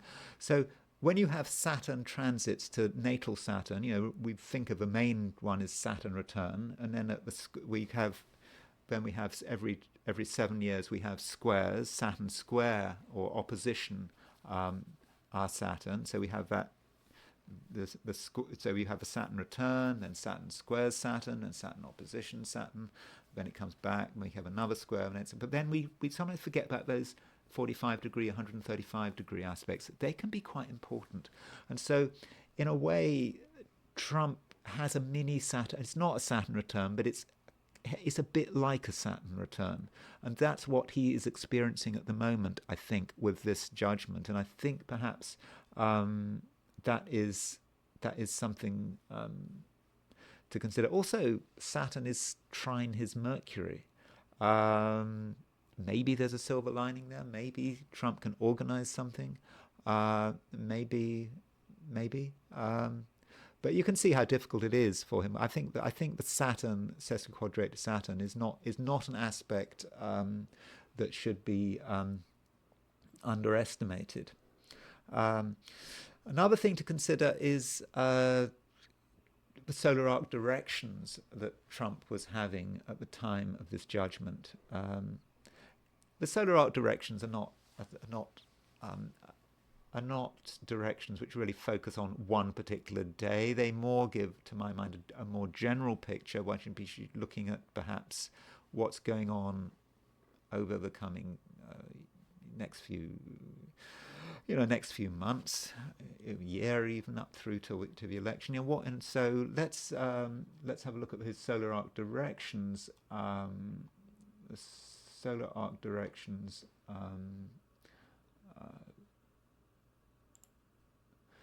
So these are his solar arc directions for the judgment, and we basically want to see how these solar arc directions are, what impact they're having. Remember, with a solar arc direction, we're moving everything 1 degree. So he's coming up to his 78th birthday. So we're moving pretty much everything approximately 77, 78 degrees. And solar arc directed Neptune is at 20 degrees 11 Sagittarius. So solar arc directed Neptune is starting to move to a conjunction of his moon. It's not exact, but it's not helping. I mean, I suppose people have been talking about cognitive decline for Trump. Maybe you're talking about it for Biden as well, but maybe it's Trump's enemies. I mean, I don't know. I've seen people on the right talking about cognitive decline with Trump. Now, one's first impulse is to see this through as Mercury, because Mercury is the planet of communication and how the brain is working. But maybe we can also see this in terms of the moon. And so he does have Neptune conjunct the moon, and transiting solar arc direct. It's starting. It's not going to be exact for another year, but so really at the time of the election, he's going to have Neptune conjunct his moon. I don't regard that as being particularly fortunate. Also, Saturn is at his solar arc directed Saturn is 8 degrees 10 Libra, and it's moving towards a square of his Mercury. So having this judgment and all these other judgments with solar arc directed Saturn square his Mercury is going to take its toll. And I suppose you could say, well, Saturn's, you could see more further possibilities of how he communicates, perhaps cognitive decline, with Saturn moving to the square of his Mercury. I would not have seen that. I would have seen this as being quite difficult. There's a lot for him to deal with, and particularly this financial hit. So that Saturn square Mercury is tough. And Pluto, look at Pluto. Pluto is at 24, 23 Libra. And so Pluto is, transiting Pluto is square his Venus-Saturn midpoint.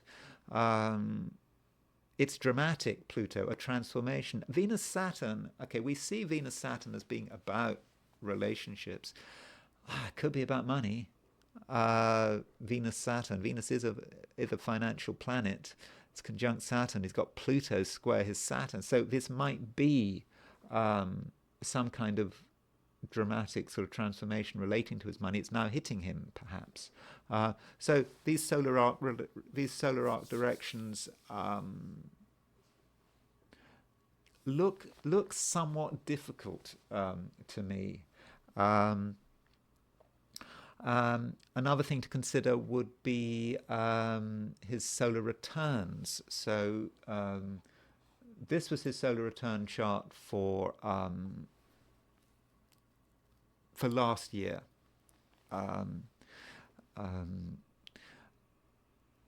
So for his last birthday. It was kind of a mixed picture, this solar return, because he does have the moon conjunct Jupiter really in the second house in this solar return. Now, you could say that that's not so bad. I mean, it's certainly moon conjunct Jupiter.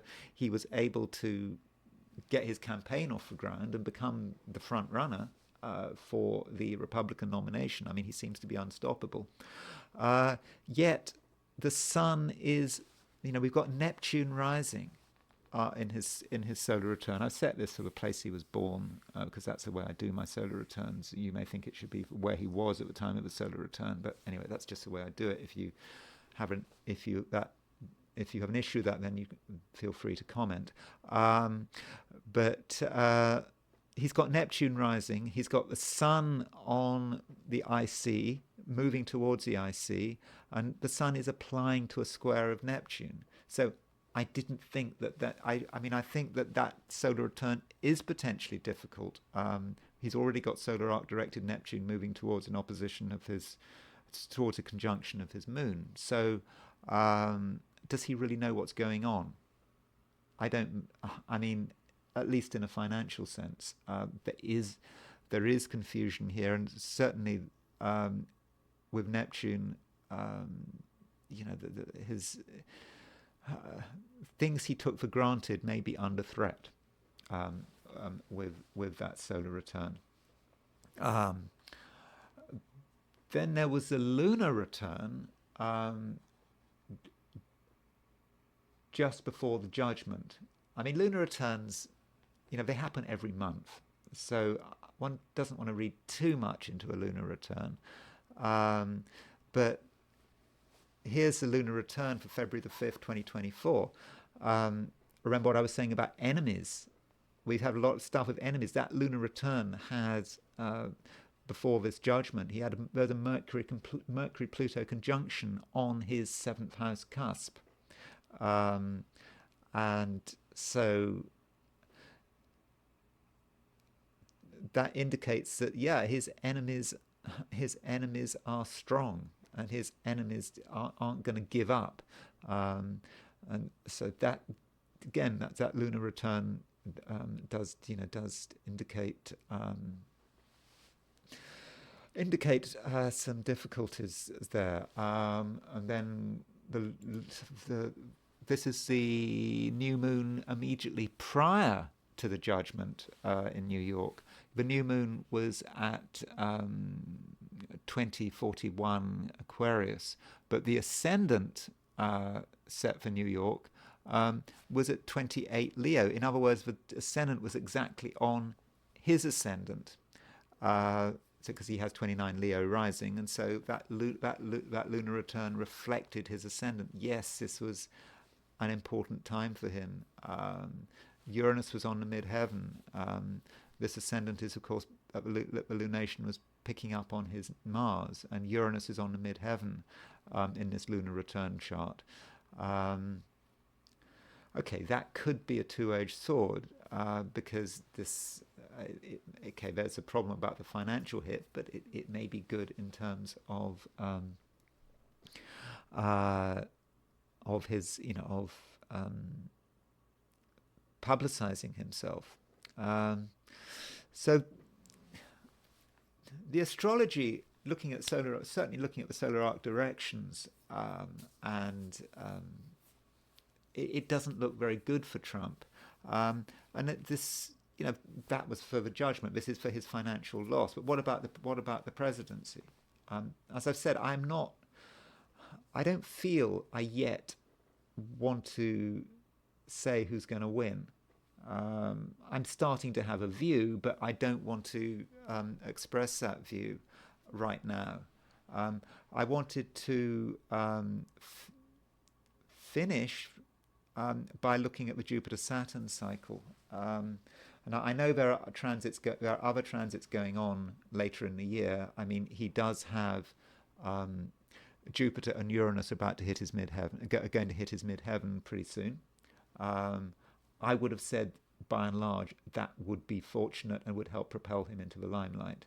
And Jupiter is about to go into Gemini after it goes into his, and of course he is a Gemini, and he has Gemini planets, and I think that could be useful. But I was thinking about the Jupiter-Saturn cycle and how this relates to presidential elections. So the thing about Jupiter-Saturn cycle is that every 20 years there is a Jupiter-Saturn conjunction. So this was a Jupiter-Saturn conjunction at the end of 2020. This was just after the election in which Trump lost, the month after. And because there's a Jupiter-Saturn conjunction every 20 years, it ties in to an extent, I mean, not exactly, but with the US presidential election cycle. So roughly there was a Jupiter-Saturn conjunction in 2000. There was a Jupiter-Saturn conjunction approximately 1980-81. There was a Jupiter-Saturn conjunction 1960, 1961, 1940, 40, 41, 20, 21, 1900, 1901, 18, it goes back because, it will slowly move out of sync with the 20-year cycle. But for the last century, we've had a Jupiter-Saturn conjunction on those particular years. And so the Jupiter-Saturn conjunction represents a new beginning. And so you might argue that you would not expect a change to happen 4 years after the Jupiter-Saturn conjunction. So, in other words, if you have someone elected soon after a Jupiter-Saturn conjunction, you might expect that person to be re-elected 4 years later, or at least someone from their party to be re-elected 4 years later. You would not expect the regime to change in the few years after the Jupiter-Saturn cycle, because the Jupiter-Saturn is the beginning of a new cycle. Now, if you go back to 1880, in 1880, Garfield was elected president. I think he died pretty much very soon afterwards. He died quite soon, early in his term. And he was a Republican, and I think, I can't remember who he was replaced with. But anyway, there was an election in 1884, and he lost. He lost to the Democrat. Grover Cleveland beat, not his party, Garfield was dead, but the Republicans lost in 1884. So, okay, that's 1880, but that was the last time it happened. In 1900, McKinley was elected president, and his vice president was Theodore Roosevelt. Remember, 1900, but actually the Jupiter-Saturn conjunction was at the end of 1901. So around the time of the Jupiter-Saturn conjunction, McKinley was elected, and Theodore Roosevelt was his vice president. New regime. Theodore Roosevelt was re-elected in 1904, so no change. 1920, Warren Harding was elected president. I think his vice president was Calvin Coolidge. The beginning of a roaring 20s. And Warren Harding, I think he died in office, but his vice president as a Republican, and he was Calvin Coolidge was elected in the next election at 2024, approximately 4 years after the Jupiter-Saturn conjunction.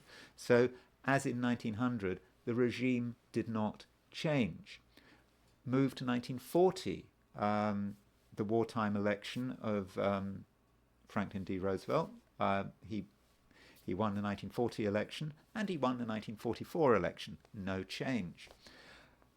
J.F. Kennedy, he won the 1960 election. Okay, he was assassinated, but his vice president, LBJ, won the 1964 election. So that Democrat regime, no change. 1980, Ronald Reagan won the 1980 election. He also won the 1984 election. 2000, George Bush Jr. Won the 2000 election. And he won the 2004 election. No change. And so, when we think about the 2020 election, Joe Biden won it. If we follow this pattern that has been in place since 1900, then we would expect the Democrats to win again in 2024. Now, it's often the case, as soon as we notice a pattern, it breaks. So just remember that. But looking at it from the perspective of that pattern, that doesn't look very good for Donald Trump. Although I understand that things are a bit different now. We've got an America that is completely not at ease with itself. We've got Pluto going stationary retrograde. Goes back into Capricorn at the end of the year. The Pluto return Pluto returning to a place it was on July the 4th, 1776. It's coming back. It doesn't exactly get there, but at the end of the year, Pluto goes direct in Capricorn, moves back from Aquarius into Capricorn, and we get that. So it's not quite the same. And as I said, patterns, as soon as we notice a pattern, they often break. So I'm not ready to make any forecasts about who's going to win the election, but I'm just pointing out that there is an argument astrologically that things are not perhaps looking too good for Trump. But I just want to finish with just a very quick look at Trump's Vedic chart while we're on the subject of elections.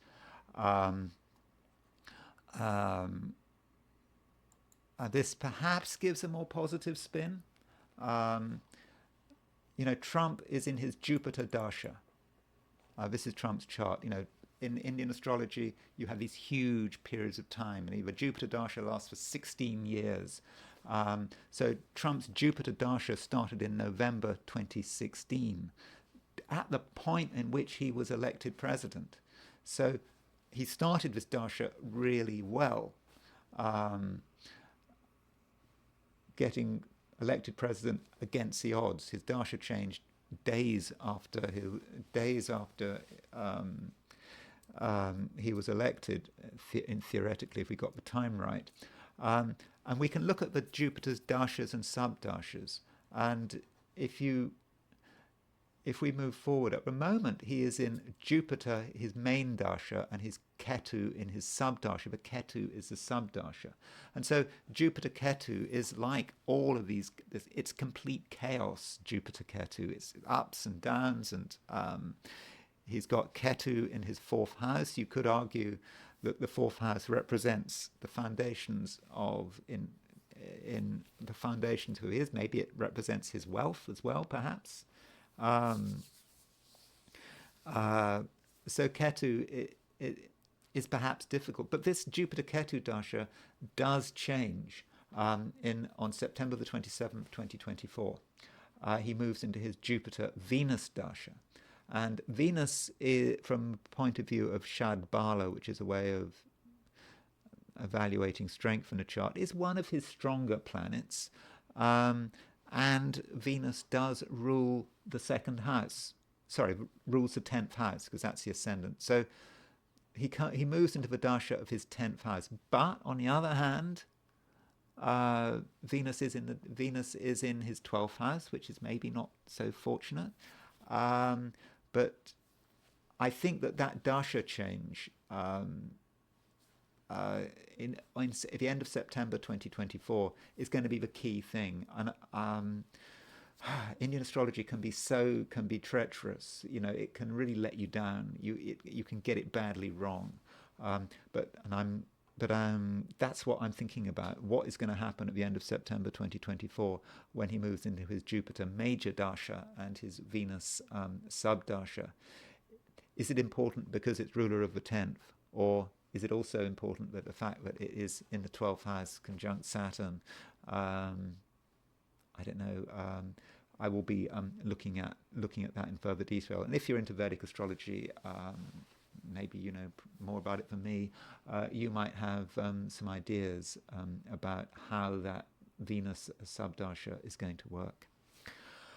Okay, that is it. I had to say something about Trump. I've made a special effort to be objective. Yes, I've been perhaps more negative about Trump than I usually have been. I'm just trying to look at the astrology. I think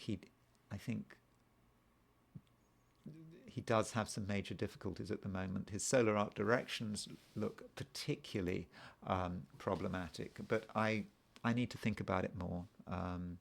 And I will certainly be doing another update sooner rather than later.